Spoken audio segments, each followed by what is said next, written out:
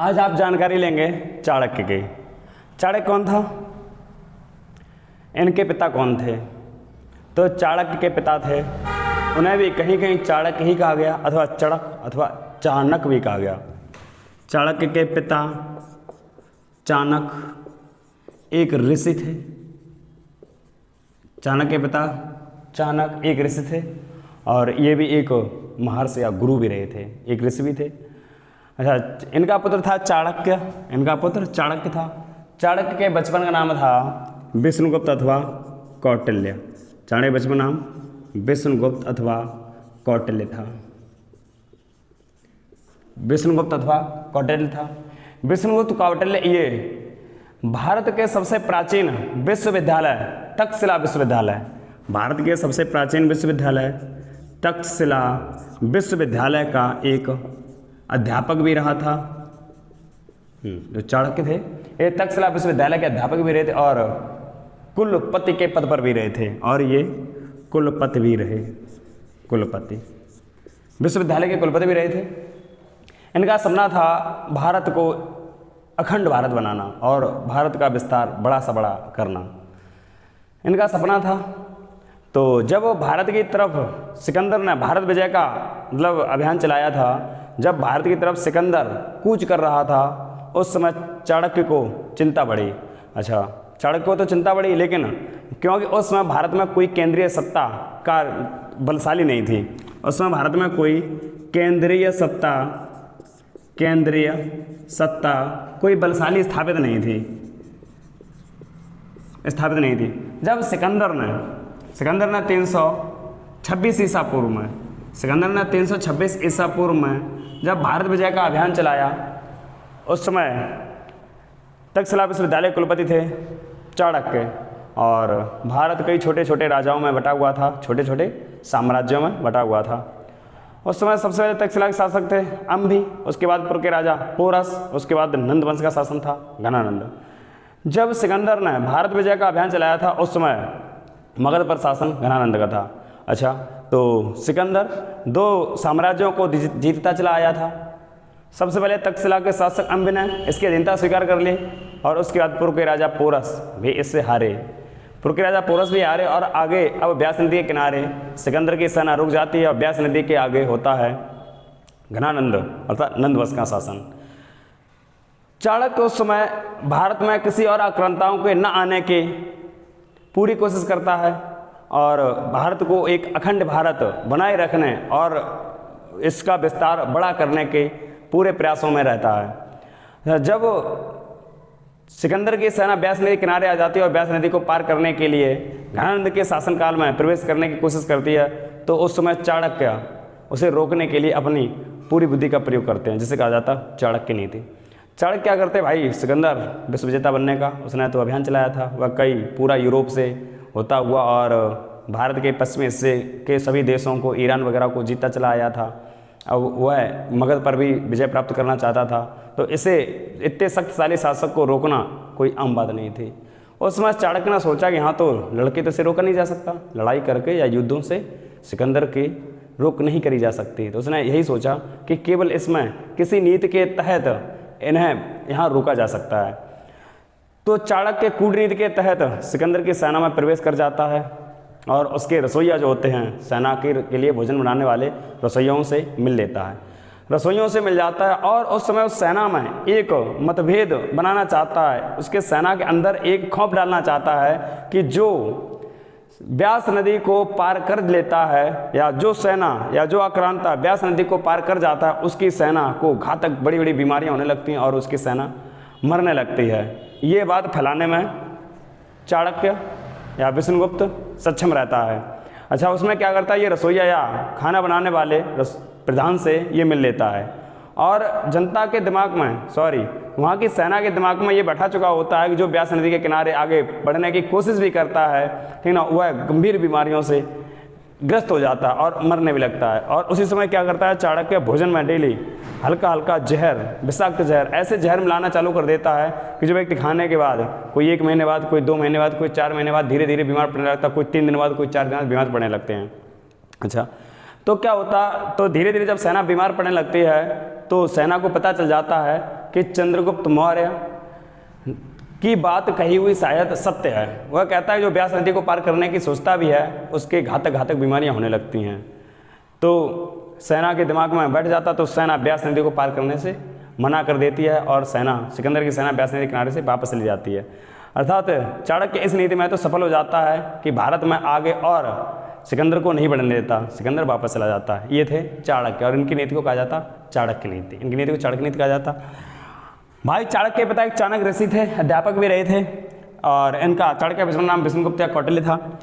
चाणक्य तक्षशिला के अध्यापक भी रहे थे और कुलपति भी रहे थे। तक्षशिला के अध्यापक और कुलपति रहे थे जिस समय भारत में घनानंद का शासन था। उस समय भारत छोटे छोटे साम्राज्यों में छोटे छोटे राजाओं में बटा हुआ था, कोई शक्तिशाली सत्ता स्थापित नहीं थी, शक्तिशाली सत्ता स्थापित नहीं थी। अच्छा, चाणक्य को कई ग्रंथों में अंशु, चाणक्य कई ग्रंथों में अंशुमाली, अंशुल, कई ग्रंथों में अंशुल, अंशुमाली, अंशु अथवा वात्स्यायन एवं कात्यायन भी कहा गया।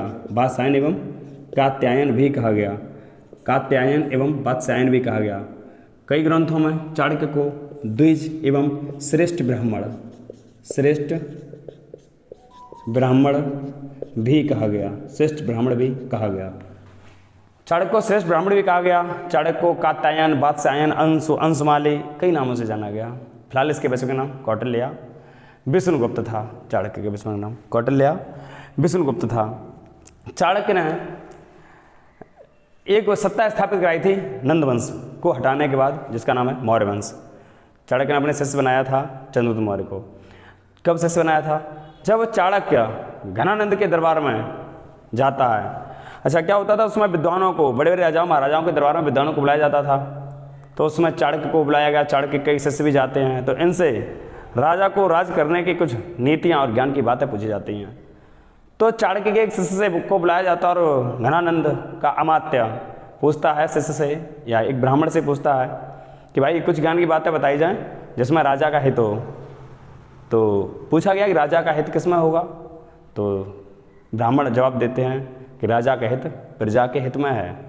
अच्छा, जितने राजा होते थे पुराने ज़माने के, वह प्रजा का हित तो कम से कम करते थे। प्रजा का हित अर्थात लूट मार, दुनिया भर के टैक्स वगैरह कर लगाना, यही राजाओं का क्रियाकलाप रहता था। तो जब ब्राह्मण द्वारा दिया गया ज्ञान कहता है कि राजा का हित किसमें है, तो ब्राह्मण कहते हैं राजा का हित प्रजा के हित में है। तो घनानंद पूछता अच्छा, अगर मैं प्रजा का अहित करूं तो ब्राह्मण जी जवाब देते हैं कि आप प्रजा का अहित करेंगे तो आपका भी अहित होगा।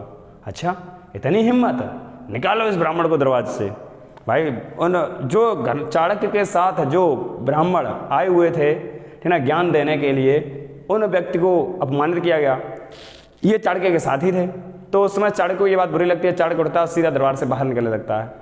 तो घनानंद चाणक्य से कहता है अरे ब्राह्मण, तू कहाँ जा रहा? तू नहीं मांगेगा भिक्षा और नहीं बताएगा ज्ञान की बातें? तो चाणक्य बोलते हैं मैं वो कुत्ता नहीं जो मालिक की लात मारने के बाद भी उसके तलवे चाटूं। तू अपना ज्ञान और अपनी भिक्षा अपने पास रख, मैं तो बस देखने आया था यहाँ ज्ञान के लिए घनानंद वंश कितना तड़प रहा है, बस मैं तो देखने आया था, मैं तेरे यहाँ भिक्षा मांगने नहीं आया था। तो कहता है तो क्यों आया था भिक्षा मांगने? घनानंद कहता है जब तुझे भिक्षा नहीं चाहिए तो क्यों आया था यहाँ? तो चाणक्य जवाब देते हैं कि मैं अपने पोषक का निर्माण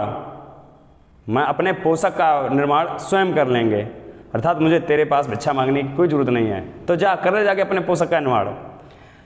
तो चाणक्य उस दरवाजे से निकल जाते हैं, घनानंद के दरबार से निकल जाते हैं और एक ऐसे व्यक्ति की तलाश करते हैं जो नंद वंश में अज्ञानता का भंडार था। नंद वंश में कोई ज्ञानी नहीं था, कोई प्रतापी नहीं था ज़्यादा, और वहाँ पर शासन मूर्ख राजा कर रहे थे। तो चाणक्य ऐसे स्थिति में एक नए राजा की तलाश करता है जो मगध वंश को अच्छे से चलाए। रास्ते में जाते जाते एक व्यक्ति तलाश होती है, तो रास्ते में जाता है तो कुछ बच्चे बकरियां चराते होते हैं, कुछ व्यक्ति बकरियां चराते होते हैं। तो वहाँ पर एक व्यक्ति उन बकरियां चराने वालों में ऐसा होता है, हाँ, जो व्यक्ति बकरियां चराते होते हैं वह बकरियों को चरने छोड़ देते हैं और अपना एक गेम खेलने लगते हैं, खेल जैसे बोलते हैं तड़ी मारिया टीपो खेलते होते हैं। तो चाणक्य रास्ते में आते हुए उन तड़ी मार टीपो खेलने वाले व्यक्तियों को देखने लगता है। तो उसमें एक लड़का इतना तेजस्वी और तेज होता है कि वह धनाधन, अपन तो स्वयं तो एक भी तड़ी मार के गेंद नहीं खाता, और जितने साथी उनके तड़ातड़ बजाए जा रहा, तड़ातड़ बजाया जा रहा। तो उसने देखा, पूछा बेटा तेरा नाम क्या? कहा चंद्रगुप्त। अच्छा चंद्रगुप्त, तेरा मकान घर पता? उसका पूछा बताया। और चाणक्य अगले दिन उसके घर पहुंच जाते हैं, उसकी माँ को मनाते हैं, भाई तुम्हारा बेटा बहुत योग्य और प्रतिभाशाली है और हम आपको बेटे को ले जाना चाहते हैं, इसे हम शिक्षा दीक्षा देंगे और हो सकता है ये चक्रवर्ती सम्राट भी बने और अथवा ये विद्वान बनेगा, तुम्हारा बेटा पढ़ाने लायक है। तो माँ तो तैयार हो जाती है, लेकिन चंद्रगुप्त मौर्य के पिता तैयार नहीं होते। चंद्रगुप्त मौर्य के पिता कहते हैं अरे ये मेरी, तो आप इसे फालतू में ले जा रहे हो, मेरे घर का काम धाम कौन करेगा? कि कितना काम धाम कर लेता है कि अपने जीवन काल में कम से कम 1000 कसारपड़, उसमें मुद्रा थी कसारपड़, ये अपने जीवन काल में लगभग 1000 कसारपड़ की बकरियां चरा के और बेच लेगा। अच्छा चाणक्य बोलते हैं अच्छा 1000 कसारपड़ तो ठीक है, हम 1000 कसारपड़ आपके पुत्र के आपको दे जाते हैं और आपका पुत्र हम ले जाते हैं। तो इसके पिता भी तैयार हो जाते हैं, ठीक है भाई ले जाओ और मुझे इसकी लागत दे जाओ। अर्थात उसे शिक्षा के लिए और सम्राट बनने के लिए उसके पिता भी तैयार हो जाते हैं और भेज देते हैं। जब चाणक्य चंद्रगुप्त मौर्य को शिक्षा दीक्षा देते रहते हैं और काफ़ी इसे योग्य बना लेते हैं और फिर चाणक्य चंद्रगुप्त मौर्य को घनानंद के ऊपर आक्रमण करने के लिए भेजते हैं। जाइए आप शिक्षित हो चुके हैं, आप शास्त्र और अस्त्र और घुड़सवारी की सारी विद्याएं सीख चुके हैं, आप जाइए और घनानंद पर आक्रमण करिए और उसे पराजित करिए। वहाँ पर कोई ज्ञानी विद्वान साहसी शक्तिशाली कोई शासक नहीं है। तो चंद्रगुप्त मौर्य भावनाओं के बवंडर में एकदम जाते हैं और सीधे घनानंद को मारने के लिए उसके किले में प्रवेश कर जाते हैं। किले में प्रवेश कर जाते हैं, जैसे रहा मान लिया ये था उनका किला और किले के बीचों बीच में ये था उनका सिंहासन। किले के बीचों बीच में सिंहासन होता है, ये होता है उनका दरवाजा। तो क्या होता है यहाँ से चंद्रगुप्त मौर्य दरवाजे से अपनी सेना लेकर सीधे जाते हैं और घनानंद को मारने के लिए घुस जाते हैं। लेकिन घनानंद की सेना इधर उधर जो लगी होती है वह सेना इसकी सेना को घेर लेती है और चंद्रगुप्त मौर्य की सारी सेना मारी जाती है। और हाँ उसमें चाणक्य चंद्रगुप्त मौर्य को एक ज्ञान और देते हैं। चंद्रगुप्त मौर्य को एक ज्ञान ये देते हैं कि आपको आक्रमण करना है लेकिन आपको स्वयं नहीं मरना, ऐन कैन कारणेन कैसे भी आपको अपने प्राण सुरक्षित रखने हैं। निकल आइए, कैसे भी निकल आइए, किसी भी नीति के द्वारा निकल आइए, आपको वहाँ से बच के आना है हर हाल में। युद्ध की यही नीति होती है। जब भाई किसी फिल्म का या किसी कहानी का जब नायक ही मर जाएगा तो कहानी खत्म हो जाएगी, तो उसे निकल के आना है कैसे भी। तो चंद्रगुप्त मौर्य जाते तो हैं इसे मारने के लिए, लेकिन हाँ चारों तरफ घेर लिए जाते हैं। तो चंद्रगुप्त मौर्य से एक नाली के रास्ते ये स्वयं तो निकल बाहर चले आते हैं और चंद्रगुप्त मौर्य की सारी सेना मारी जाती है। चंद्रगुप्त मौर्य की सेना जब मारी जाती है तब चंद्रगुप्त मौर्य भागते भागते एक बुढ़िया के झोपड़ी में पहुँचते हैं। बुढ़िया झोपड़ी में पहुँचते हैं, वह बुढ़िया उस समय खिचड़ी बनाए बैठी होती है। खिचड़ी बनाए जब बैठी होती है तो चंद्रगुप्त मौर्य को बहुत भूख लगी होती है। तो चंद्रगुप्त मौर्य से कहते हैं कि माता जी कुछ मुझे भूख लगी है, कुछ भोजन दे दो। तो क्या होता है वह गरम गरम खिचड़ी बनी होती है, खिचड़ी परस के रख देती है चंद्रगुप्त मौर्य के लिए। चंद्रगुप्त मौर्य के लिए जब रख देती है तो चंद्रगुप्त मौर्य को काफ़ी भूख लगी होती है। तो वह क्या करता है, वह खिचड़ी उठा के और एकदम पीने लगता है, गरम गरम पूरी पीने लगता है। तो वह मुँह जल जाता है, उसका मुँह जल जाता है। तो उसमें बुढ़िया कहती है तुम हरकता है तो चंद्रगुप्त मौर्य जैसी कर रहे हो। बोले क्या चंद्रगुप्त मौर्य, कैसा चंद्रगुप्त मौर्य? कि चंद्रगुप्त मौर्य ने घनानंद पर आक्रमण करने के लिए गया था तो सीधा सीधा उसके किले में घुस के और उसे मारने चला गया। तो उसकी सारी सेना मारी गई और वह बच के कहीं भाग निकला। ये बात बुढ़िया को पता होती है, लेकिन बुढ़िया को ये नहीं पता होती है जो चंद्रगुप्त मौर्य ही मेरे दरबार में मेरी झोपड़ी में बैठा हुआ है। अच्छा, तो चंद्रगुप्त मौर्य पूछते क्या करना चाहिए था कि जो खिचड़ी आप एक बार में खा रहे हैं वो धीरे धीरे खाते चलते। क्या करते, इधर खाते इधर खाते इधर खाते इधर खाते इधर खाते, आपका मुंह नहीं जलता, ठीक है ना। धीरे धीरे खाते हुए चलते, थोड़ी थोड़ी आप पूरे पीना चालू कर दिए, ठीक ना। जिस प्रकार एक रोटी को आप बीचों बीच में खाना चाहें तो सीधा आप नहीं खा सकते। पहले इतना काटो इतना काटो इतना काटो इतना काटो इतना काटो इतना काटो, फिर उसके बाद बीच बीच से खा लो, इस तरीके से। तो चंद्रगुप्त मौर्य को उस बुढ़िया से भी एक शिक्षा प्राप्त होती है। चंद्रगुप्त मौर्य पहुँचते हैं अपने आवास पर, अर्थात अपने जहाँ पर रहते होते हैं वहाँ पर पहुँचते हैं वहाँ पे। तो चाणक्य पूछते हैं भाई बताओ क्या हुआ चंद्रगुप्त। तो चंद्रगुप्त ने बहुत दिनों तक शिक्षा ली होती है। तो गुरु से कहते गुरु अब तुम दूर रहो हमसे। बोले काहे, अरे आपने तो शिक्षा मुझे ऐसी दी, वहाँ बच गए प्राण मेरे चले जाते, सारी सेना मारी गई और मैं बच के निकल आया कैसे भी। तो चढ़ गए, अरे वाह बहुत अच्छा हुआ। बोले अरे हमारी सारी सेना मर गई और हम मरते मरते बचे, आप बता रहे अच्छा हुआ। यहाँ देखो तुम्हें बता रहा हूँ मैं कि आप एक वीर योद्धा तो हैं, आप एक वीर योद्धा तो हैं, जैसे घनानंद मगध वंश के शासक जैसे व्यक्ति पे आप आक्रमण करने चले गए, आप वीर योद्धा तो हैं, लेकिन आपको युद्ध की रणनीति नहीं आती थी। तो चंद्र मौर्य कहते हैं तो वो रणनीति आपने पहले क्यों नहीं बताई, कि वो रणनीति बताने से नहीं आती है, वो रणनीति युद्ध करने के बाद आती है। बताओ क्या कमी रह गई, तुमने क्या गलती करी थी। मैं सीधा सीधा मारने चला गया, कि तुम्हें क्या करना चाहिए था, कि मुझे जो सेना ने मुझे घेरा था मैं पहले उस सेना को खत्म करना था। बोले अच्छा ठीक है, तो अब रणनीति तुम्हारे पास आ गई, पहले आप क्या करिए कि उसके पास पड़ोस की जितनी सेना है उसके पास उन सबको पराजित कर दें, फिर आराम से घनानंद को पराजित आप कर सकते हैं। बोले ठीक है। अब की बार पुनः फिर सेना को संगठित करती है, सेना को फिर संगठित करते हैं चंद्रगुप्त मौर्य और दोबारा फिर आक्रमण करने चले जाते हैं। आक्रमण करते हैं तो घनानंद मारे जाते हैं और अगले वंश की स्थापना होती है, अर्थात मौर्य वंश की। घनानंद को पराजित कर मौर्य वंश की स्थापना होती है। इसका वर्णन एक पुस्तक है मुद्रा राक्षस, इसका वर्णन क्या मिलता, मुद्रा राक्षस। मुद्रा राक्षस पुस्तक से ही पता चलता है कि चंद्रगुप्त मौर्य ने घनानंद को पराजित कर मौर्य वंश की स्थापना की थी, मौर्य वंश की स्थापना की थी।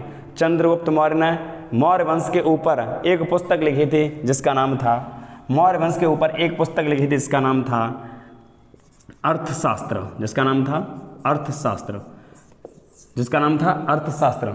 चंद्रगुप्त मौर्य पुस्तक का नाम तो अर्थशास्त्र है, लेकिन ये आर्थिक स्थिति पर आधारित नहीं है, ये मौर्य वंश की राजनीति पर आधारित है।